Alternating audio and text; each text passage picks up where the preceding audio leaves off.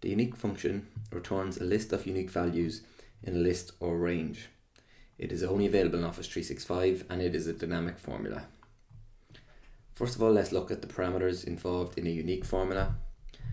First of all, we have the array, and this is the range or array from which you want to extract unique values.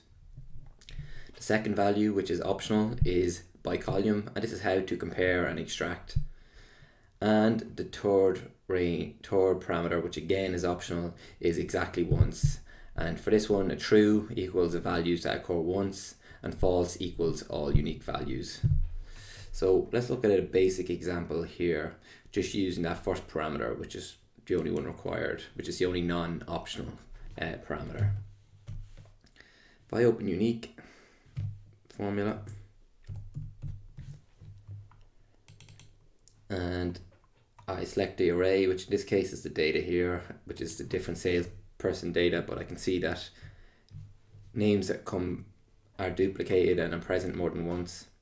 And then I'm not going to use my by column parameter. I'm not going to use my exactly once parameter, so I'm just going to shut my formula there.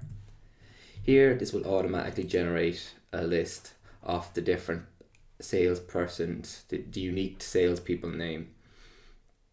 So we can see here that the formula is in C11, but using this new calculation engine that is available in Office 365, the formula spills down right down to C14, and that's where you get this grayed out formula in the C14 formula box.